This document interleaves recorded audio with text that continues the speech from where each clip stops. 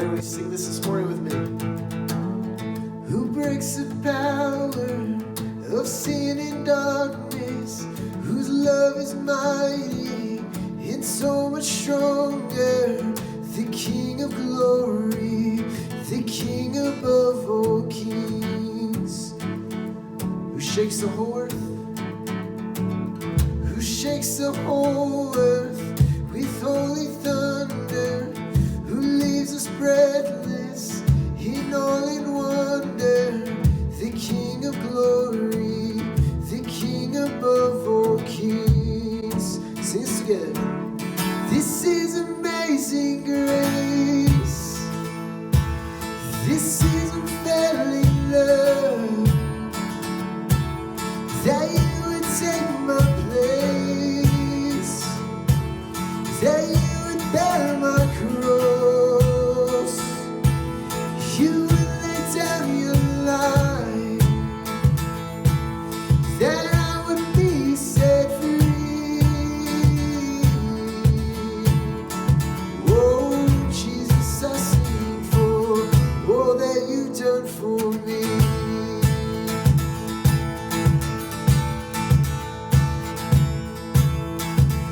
Who brings our chaos? Who brings our chaos back into order? Who makes the orphan a son and daughter? The King of glory, the King of glory, who rules the nations with truth and justice, shines like the sun in all of its brilliance. The King of glory, the King above all kings. It's amazing. This is amazing grace. Oh, this is unfailing love, that you would take my place, that you would bear my cross, you would lay down your life, that I would be set free. Oh, Jesus, I sing for all that you've done for me,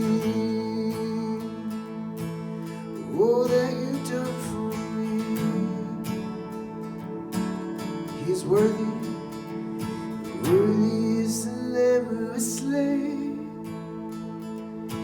worthy is the King who conquered the grave, worthy is the Lamb who was slain, worthy is the King who conquered. Come on, sing, he's worthy. Worthy is the Lamb who was slain, worthy is the King who conquered the grave. Oh, worthy is the Lamb who was slain, worthy, worthy, worthy. Oh, this is amazing grace.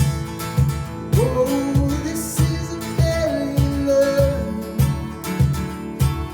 that you would take my place, that you would bear my cross,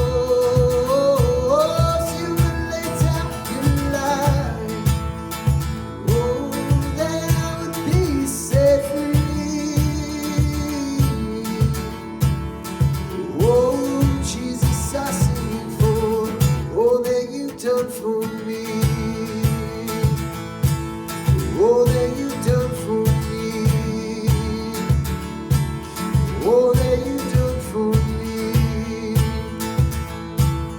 all that you've done for me.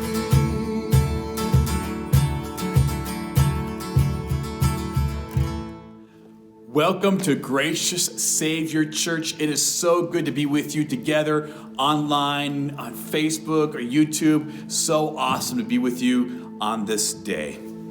And we're looking forward to when we can be together in this building. It's coming up soon. Our Valley has issued the second stage where starting May 25th, we can start gathering together.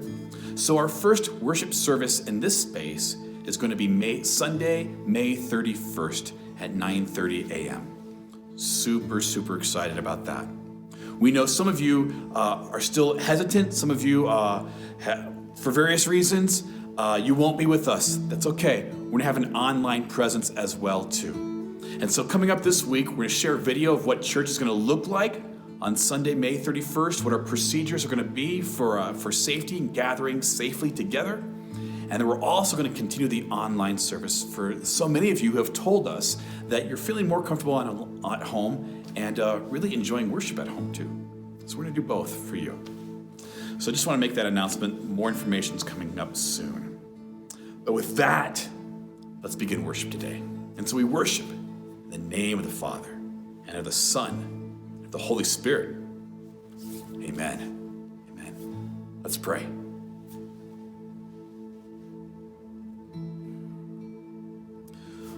Lord Jesus, we thank you that you came for us.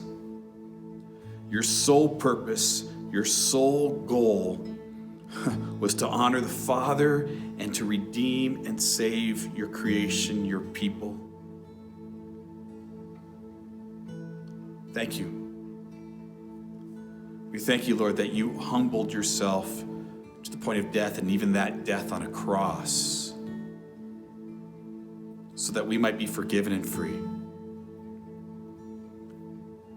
Lord, because of your great love, we want to take some time right here, humbling ourselves before you. Because, Lord, you know us. You know our hearts. You know our thoughts. Oh, Lord, you know our thoughts. You know our words and you know our actions. You know that we are sinners and that we are people in need of your forgiveness and in need of your grace. So we're going to take some time, wherever we're at, to pause, to reflect, to confess our sin to you, and to ask for your forgiveness.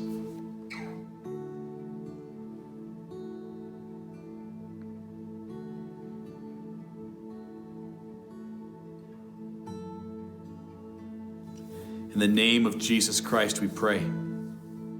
Amen. Jesus Christ, God in the flesh, died on a cross for your sin and for mine, so that you might be forgiven and free. And as a servant of the word, I announce this grace of God to you, and by his promise, forgive you all your sin, in the name of the Father, and of the Son, and of the Holy Spirit. Amen. Amen. Let's pray the prayers of the church together.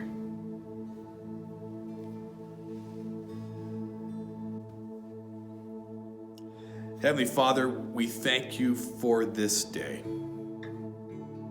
Lord, so many times we're thinking about the day and moving forward to the next one and the next week, next month, Lord. But one good thing about quarantine, Lord, is we have the day.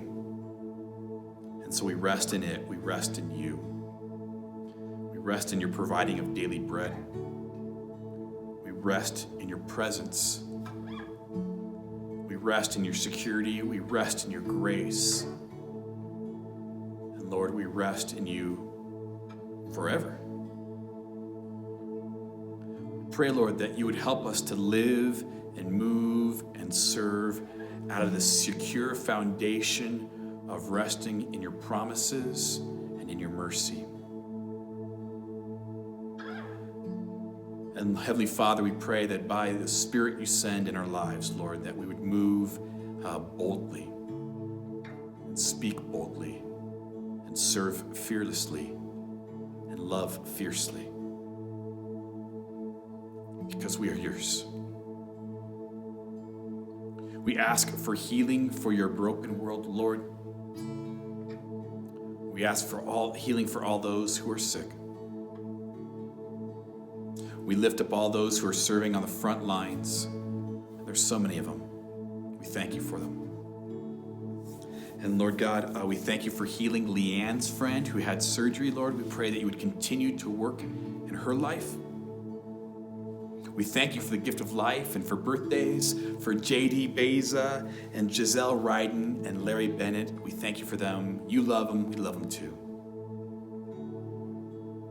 We thank you for all these things, Lord. And we pray together from wherever we're at, Lord, from here in the valley to South Korea to New York City, Lord God. We pray together as you've taught us to pray. Our Father, who art in heaven, hallowed be thy name. Thy kingdom come, thy will be done on earth as it is in heaven. Give us this day our daily bread, and forgive us our trespasses as we forgive those who trespass against us. And lead us not into temptation, but deliver us from evil. For thine is the kingdom, and the power, and the glory, forever and ever. Amen.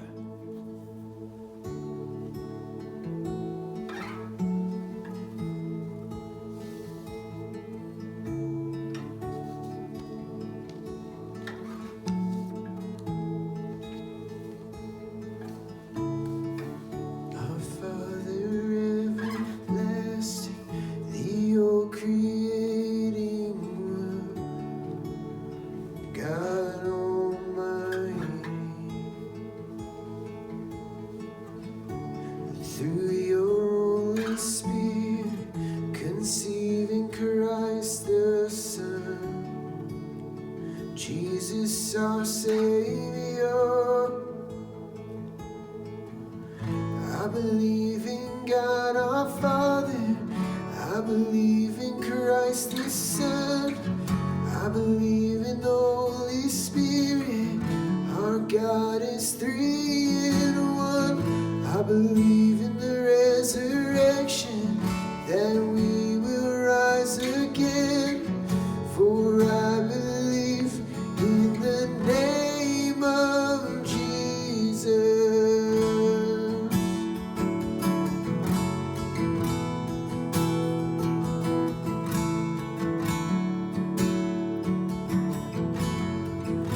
He's our judge and our defender,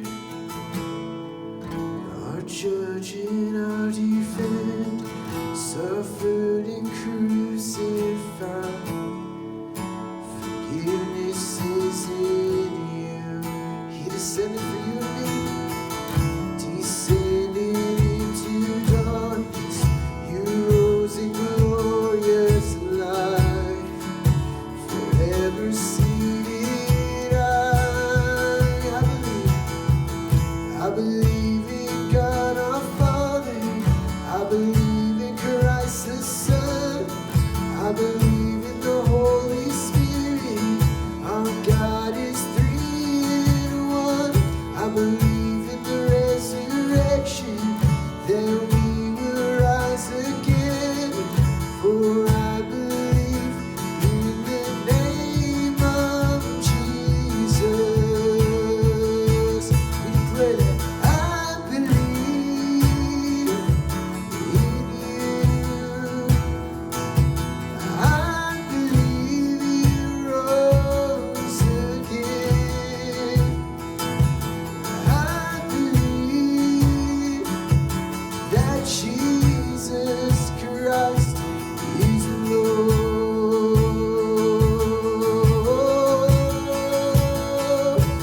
I believe in you. I believe you rose again.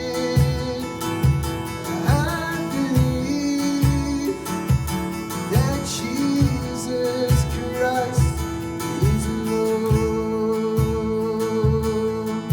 We believe together.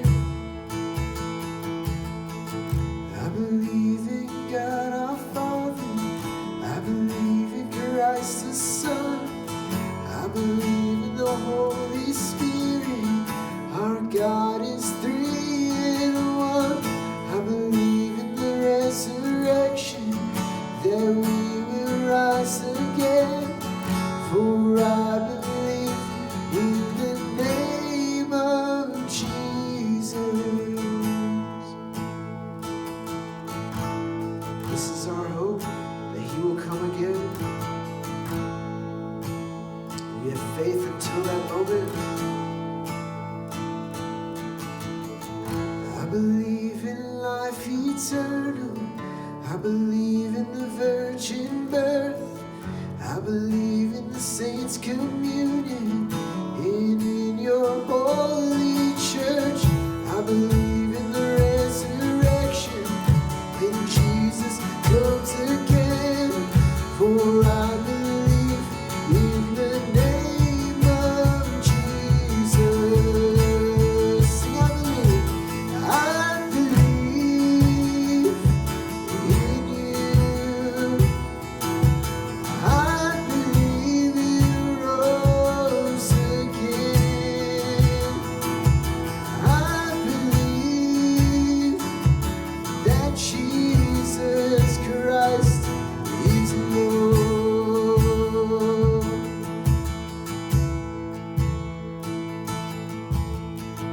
I believe in God our Father. I believe in Christ the Son.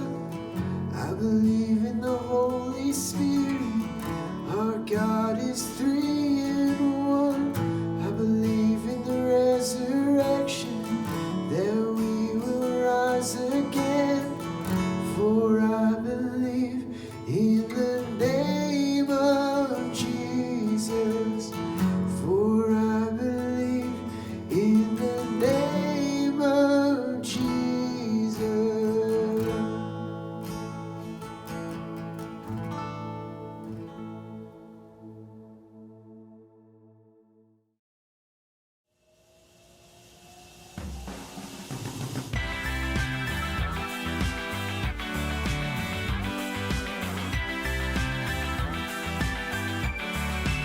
Thank you for watching our video service.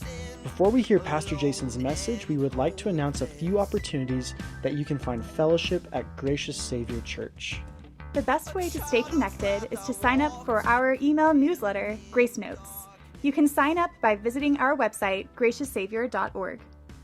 But here are a few of the other ways you can be connected with our church community. Every week we provide multiple videos and live streams to our YouTube channel, Gracious Savior Church. You can receive updates when we release a video by subscribing to the channel on YouTube. When you subscribe, you will receive updates when our videos go live, such as our Sunday service at 9:30 a.m. The Josh and Matt Show on Wednesdays at 11 a.m. and Daily Devos, bite-sized devotionals released a few days a week. Subscribe to the YouTube channel to stay current. If you or someone close to you has experienced loss due to suicide, then we would like to recommend our Suicide Loss Support Group, sponsored by Speak Up Reach Out. The group meets from 5:30 to 7 every Thursday night, and you can connect via Zoom. Just email Pastor Jason for the link. We also have a community group dedicated to good conversation and fun times called Mix It Up. Every week we host a mixer via Zoom with a fun theme. This week's theme is flannel. That's right, now that summer is nearly here, we want you to get dressed in all that warm flannel. Mix It Up every Wednesday starting at 6:30. Contact Josh or Matt for the Zoom link. Those are just a few of the ways to stay connected with Gracious Savior Church during this time. So subscribe to the channel Find support and care in our support group. and have some fun conversation at Mix It Up. Also, if you would like to receive communion at the church, you can do so every Sunday from 10:30 to 12:30 in a safe, hygienic way. Thank you for watching the service and enjoy the message.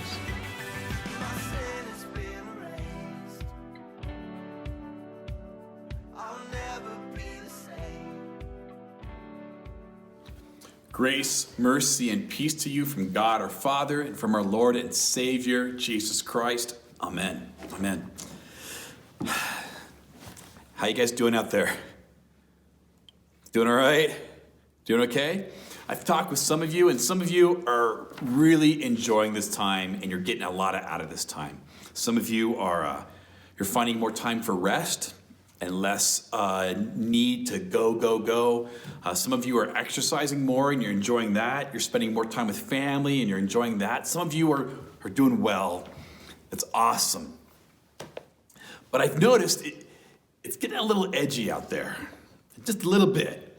I was at Walmart a couple days ago, and you have to be so careful about how you go into the store and which direction you go in the store. And I was in one aisle, and I heard from a couple aisles over someone yell, "You're going the wrong way!"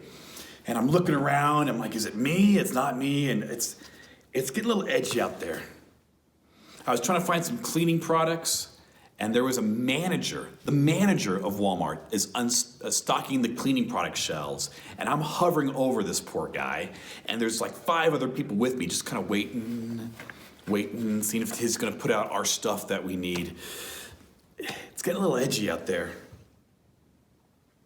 That day I got home from shopping at Walmart and Home Depot. My wife was at Costco and City Market. And we just collapsed on the couch. We were exhausted from going to the store.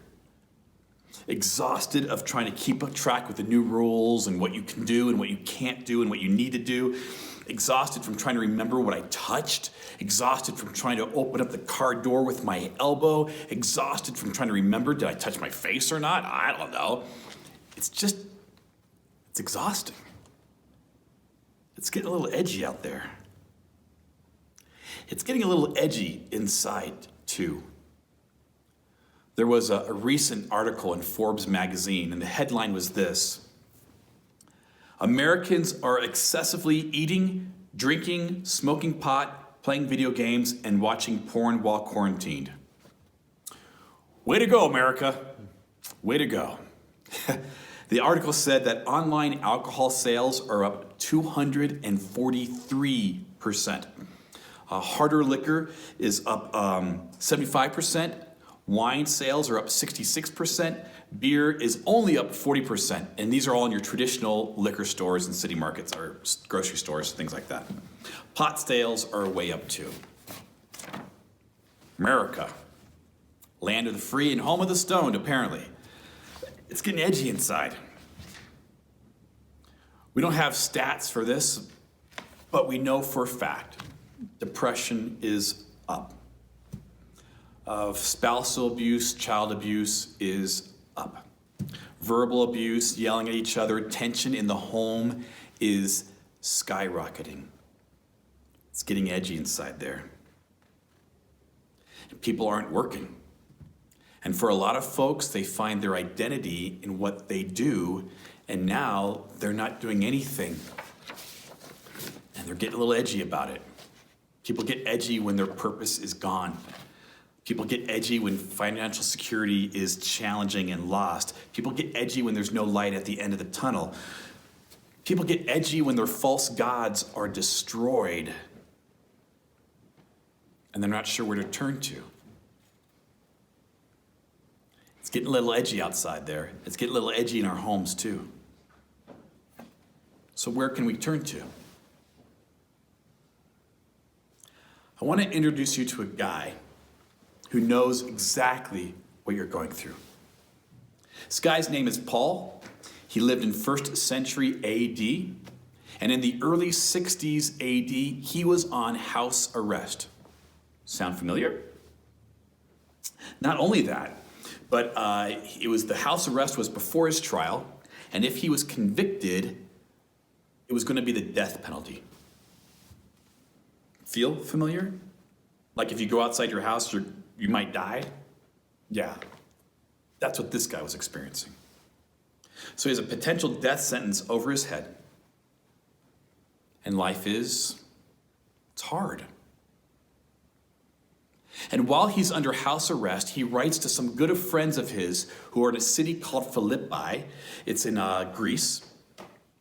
And he tells them about hope and joy and how to get through edgy times. He writes this. It's Philippians chapter 2, starting at verse 1. If you have a Bible anywhere near you, go ahead and grab it. If you have a Bible that's not near you, go ahead and press pause, go get it, bring it back with you. But here we go, Philippians chapter 2, starting with verse 1. It says this.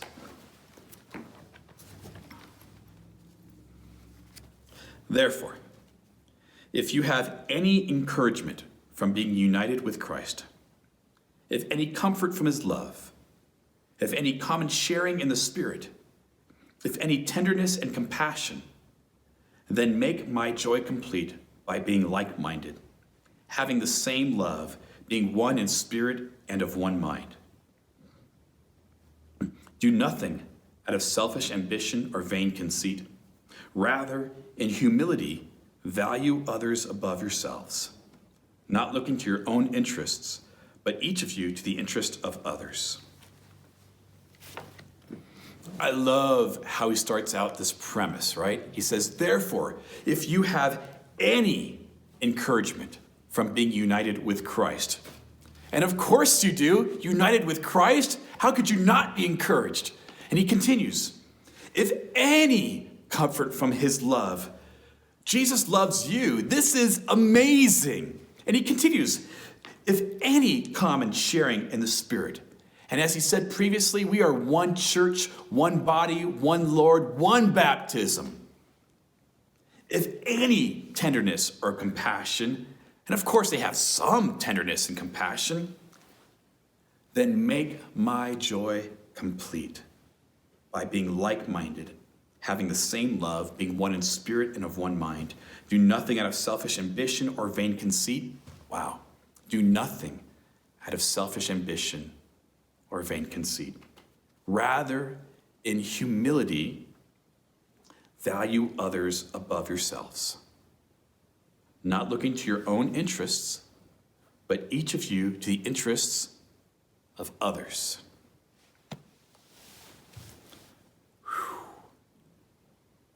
That's hard. That's really hard. You ever notice when someone does something that annoys you, you put their actions in the worst possible light? But when you do something that's slightly quirky or maybe a little selfish, you have all the best reasons possible. You ever notice that? You know, for instance, so I was speeding today, but I care so much about my coworkers, I can't be late and let them down. That's why. I was breaking the law, but it was really out of love. It was out of love. Let's make this a little bit more personal. Some of you are saying things like this. I go out in public as much as possible. Liberty is too important to throw away. We've got to get to herd immunity anyway. Anyone who thinks otherwise is a mindless sheep. And some of you are thinking this way. I stay inside as much as possible. People's lives are too important to throw away. We've got to stay quarantined. Anyone who thinks otherwise is stupid and is going to get someone killed. Humility is hard. It's hard to put others' people first. In fact, some of you are wondering if it's even possible, and some of you are wondering if it's even wise. And so Paul continues about how humility is possible. He says these words, they're some of the most important in all Scripture. He quotes a hymn, one that he did not write, but that's been around for a long time. In fact, as early as 40 AD. Some say 37 AD. So this is one of the first testimonies of Jesus Christ, a mere 5 years after his death and resurrection. He says this, Philippians chapter 2, verse 5. Your attitude should be the same as that of Christ Jesus, who being in very nature God, did not consider equality with God something to be grasped, but rather made himself nothing, taking the very nature of a servant, being made in human likeness, and being found in appearance as a man, he humbled himself and became obedient to death, even death on a cross. Therefore, God exalted him to the highest place and gave him the name that is above every name, that at the name of Jesus every knee should bow and every tongue confess that Jesus Christ is Lord, to the glory of God the Father. Jesus Christ, God in the flesh, died on a cross, the most painful and shameful way to die, so that you might have forgiveness and life. There is no illustration or comparison on earth like this. Nothing comes close. But I'm going to give it a shot. Imagine you're home and you hear a knock on your front door. And you go to the front door and you open the front door, and they're standing on your right in front of your front door there are Presidents Trump, Obama, Bush, and Clinton. And they're all there. And they say to you, can we come in and clean your bathroom? We would like to do that for you. Now, of course, that would never happen. But something bigger happened. Jesus Christ, God in the flesh, humbled himself. He's obedient to the Father. And he gives his life for you so that you might know that you have loved, that you are loved, so that you might have encouragement, so that you might know that you are united in Christ. I don't care how messy your bathroom is, this is bigger. You will never experience more love than this. You will never experience more grace than this.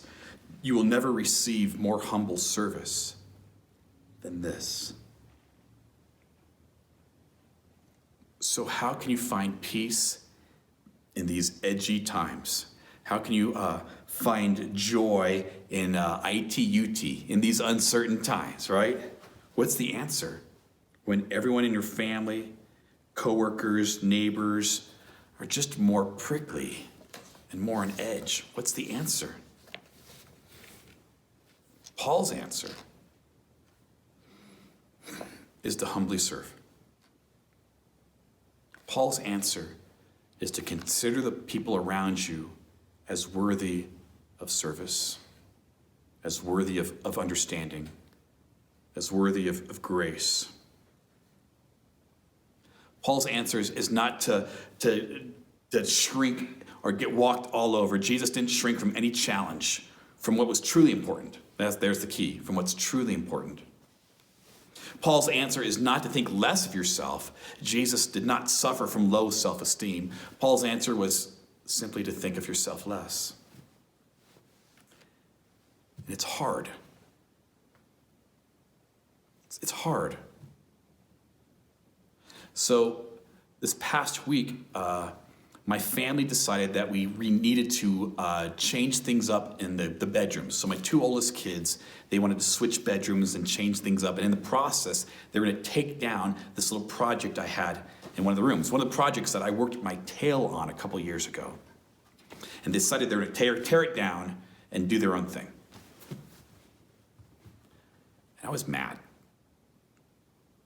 I was mad because I had worked hard on this little bed thing that I had made, and they decided it was no good, and they were going to rip it out. Now, what I should have done is said, okay, I will help you guys.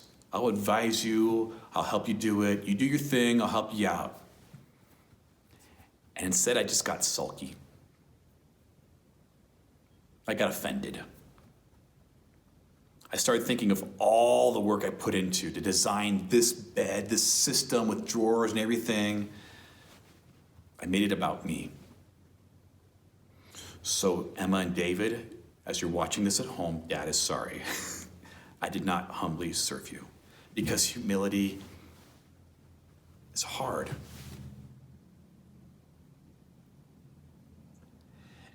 And the way to go about it is not to think, I should be more humble. I should be more humble. I should be more humble. The way to go about it is to simply think this and remind yourself daily.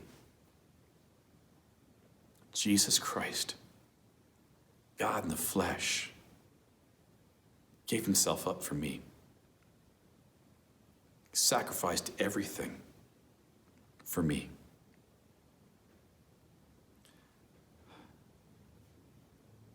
When that word gets planted in your head and in your heart, it's easier to extend grace to those around you. It just is.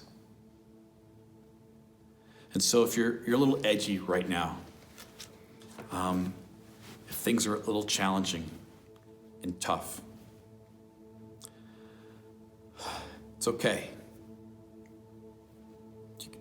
We're going to get through this.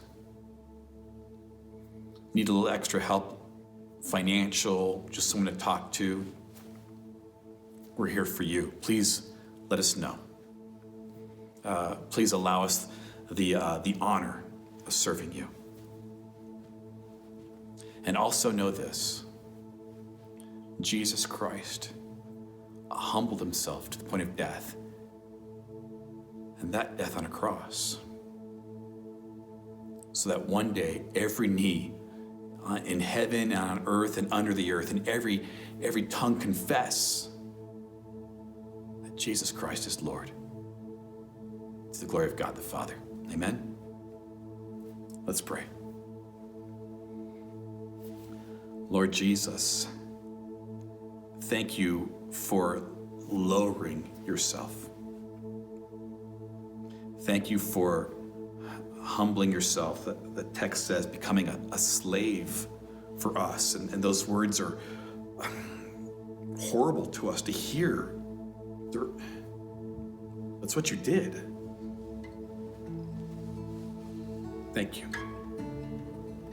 And as we live and move and speak in these edgy times, in these ITUT, in these uncertain times, Lord, remind us daily of the security of your love, of your amazing grace, and Lord, of our hope we have in you. We pray this in your name, Jesus. Amen.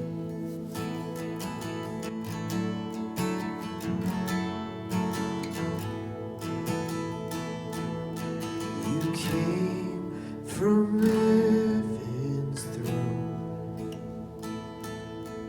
acquainted with our sorrow, to trade the debt we owe. You're suffering for our freedoms. They see it. The Lamb of God in my place, your blood poured out, my sin erased. It was my death you died, I am raised to life. Hallelujah, the Lamb of God.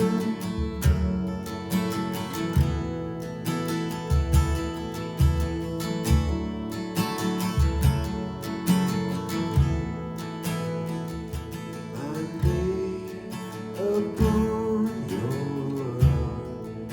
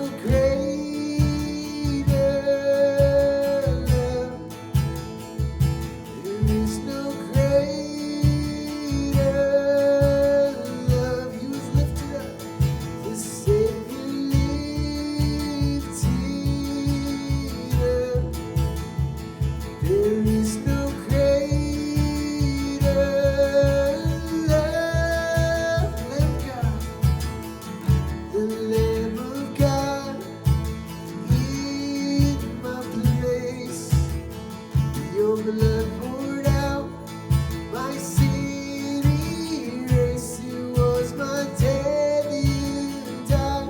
I embrace you, life. Hallelujah, the Lamb of God, yeah, the Lamb of God in my place.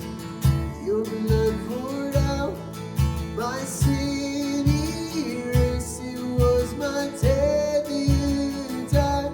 I embrace you, life. Hallelujah, the Lamb of God.